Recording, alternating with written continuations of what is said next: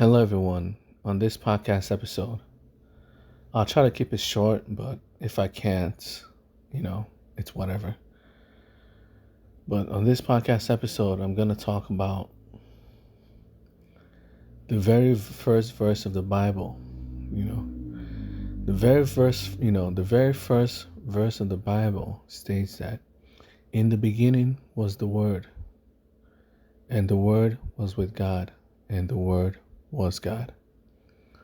So it means in the beginning was God's Word, and God's Word was with God, and God's Word was God. So how can God be with the world, and also the world at the same time? Many people have a difficult, time understanding that. If God's the world, how can God be outside of the world as well?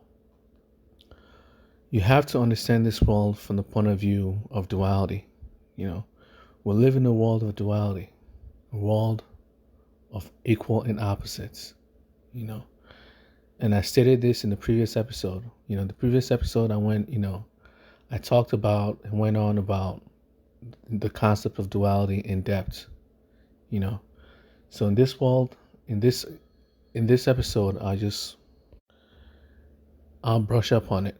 So we live in a world of duality, a world of yes and no, a world of male and female, a world of before and after, a world of tall and short, existence and non-existence.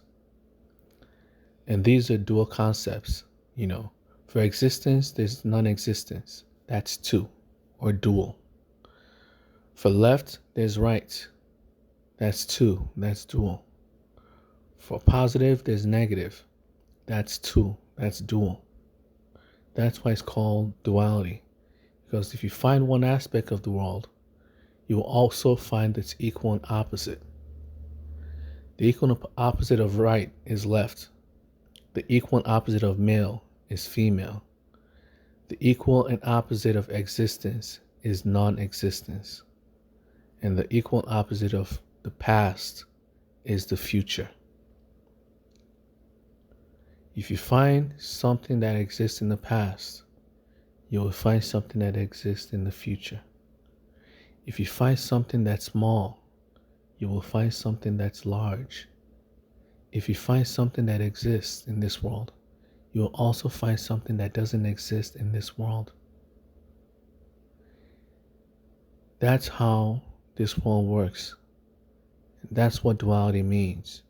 We'll live in a world of duality.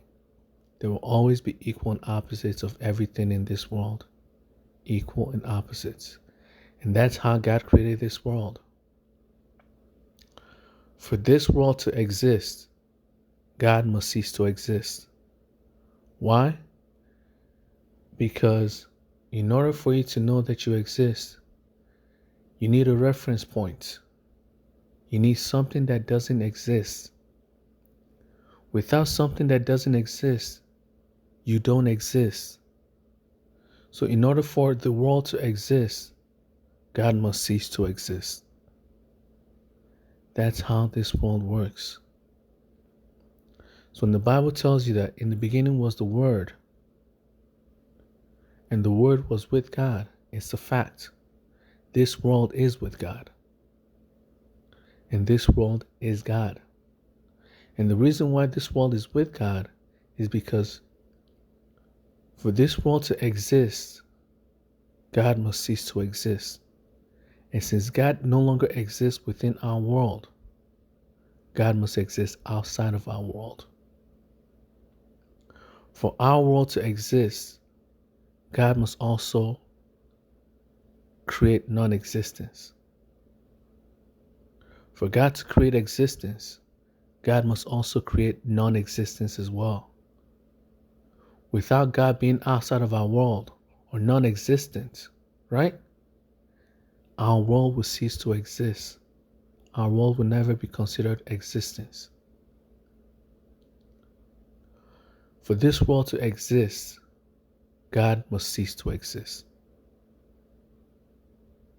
And when this world ceases to exist, God will come back into existence. That's how this world of duality works. When everything is tall, nothing will be tall. When everything is short, nothing will be short.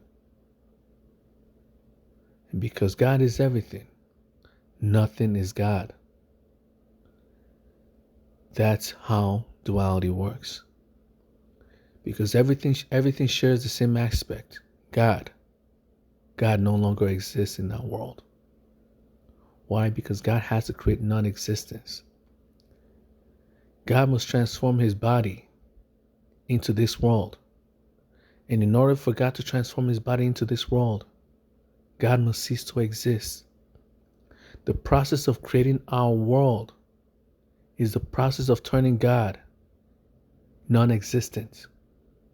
For our world to exist, God must transform himself into our world. And since God has transformed himself into our world, God himself no longer exists in our world and is now part or with our world as non-existence itself. We live in a world of duality. For existence to exist, non-existence must also exist. For our world to exist, there has to be something that doesn't exist. For our world to exist, something that's not our world must also exist. So God has to create something that's not our world. In order for God to create our world, God must become something that's not our world. That's how our world came about. Without God creating it from his own body, our world wouldn't exist. Only God will exist. So we only exist through God. So this word, the verse of the Bible isn't wrong. In the beginning was the Word, and the Word was with God, because the Word was God. Because the Word was God, that's why the Word is with God. And because the Word is with God, that's why the Word is God. Because we exist, that's why God do not exist. And because God exists, that's why we exist. We exist through God, and only through God. Non-existence itself must be created by God for us to exist. For our world filled with matter, time, energy, planets, people, life, cells, rocks, and trees. For this world to exist, God must first cease to exist. God must first transform his body into this world. And that process is changing his existence to non-existence itself. That's it for today's podcast. I'll talk to you guys later. Bye.